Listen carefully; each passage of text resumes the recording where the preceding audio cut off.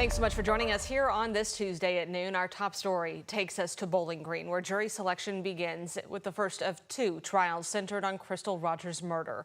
The Bardstown mother of five went missing in 2015, and Steve Lawson is one of three men charged in her case. Now, a jury is expected to be seated later this week, and once that happens, opening statements can begin. Lawson is charged with conspiracy to commit murder and tampering with physical evidence, along with his son, Joseph Lawson. Prosecutors said Steve Lawson picked up his son after he got a flat tire while driving Rogers' car. This was after she disappeared. Her car was found abandoned on the westbound side of the Bluegrass Parkway in Nelson County. Rogers' keys, phone, and purse all inside. Joseph Lawson will be tried next month along with Brooks Houck, the main suspect in this case. Houck is their former employer and Rogers' ex-boyfriend. He's accused of killing Rogers sometime during the 4th of July weekend in 2015 and was the last person to have seen Crystal alive. His brother, Bardstown police officer Nick Houck, was fired for interfering with the case, and that happened the same day Brooks was named the primary suspect in Rogers' disappearance. Brooks Houck is scheduled to go on trial on June 24th.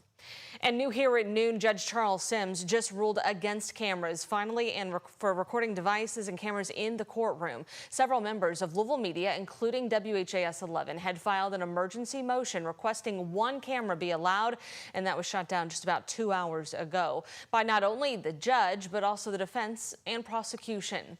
Now, regardless, our team will be there, you know that, recapping what happens each day in court right here on WHAS11.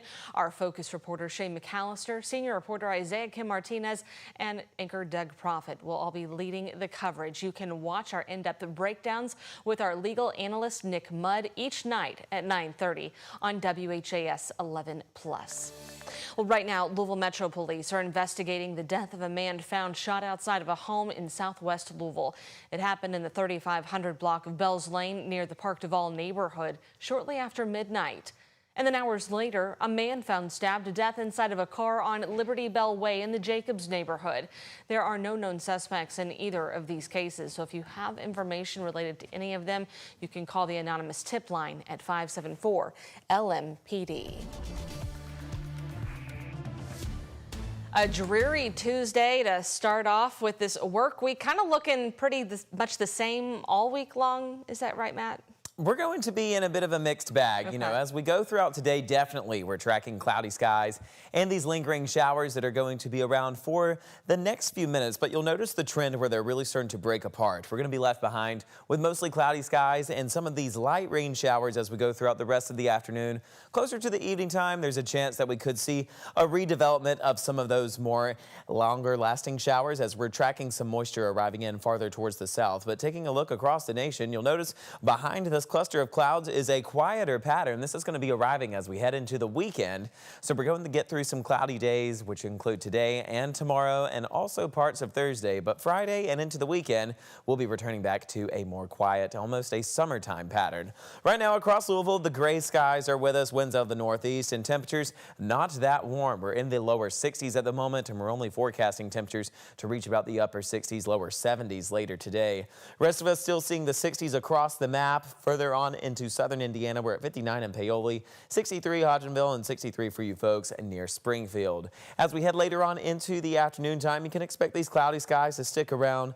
A few showers likely popping up once again just as we head later on into the evening, closer into our nighttime hours, and then we'll start to see those temperatures start to return back down into the 50s tonight. We're going to have a full breakdown all about what you can expect for the next upcoming days, including the weekend, with warmer temperatures coming up here in just a few short minutes. Brooke?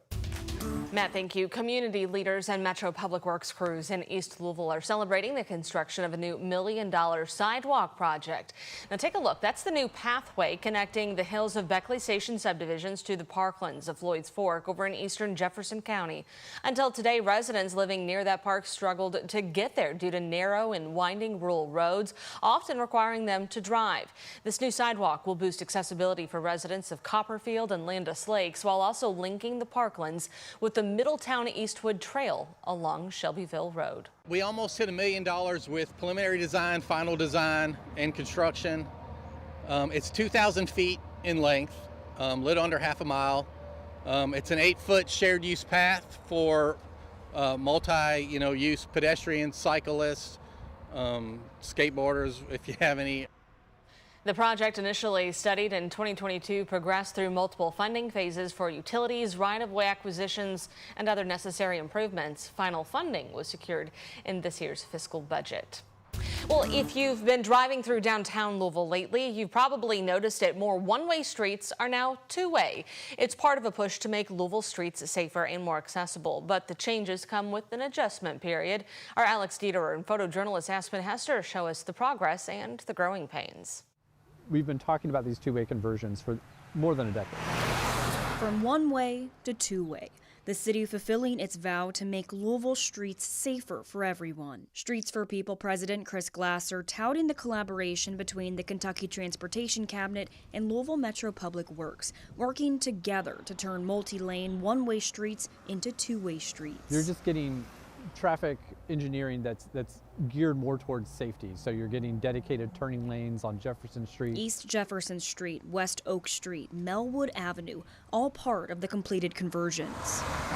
For some, like patrons of Beergrass Tavern off Melwood Avenue, the conversion will take some getting used to. Like there isn't a turn arrow, so when you go to turn left, people are going before or after the light turns red. And we've been waiting for a wreck to happen on the corner. This conversion now gives a designated turn lane for cars at Melwood and Frankfort, but Lance Ogden is waiting for the traffic signal to reflect that change. I've noticed some near misses, but people are taking time to get used to it. One-way streets were designed to move cars as quickly as possible, while two-way conversions slow down the traffic flow, create more direct street routes, and increase foot traffic. They really are about making the streets for not just moving traffic as sort of efficiently as possible from point A to point B, but really considering sort of all the road users, the restaurants that are on the street, the people who are walking down the street. It's really about the entire holistic street experience. And with construction ramping up for the summer months, more change from one-way to two-way is coming to Louisville. Alex Dieterer, WHAS11 on your side. Some upcoming conversions are West Kentucky Street, Main, and Muhammad Ali Boulevard. The Logan and Shelby Street conversions have been delayed about another year.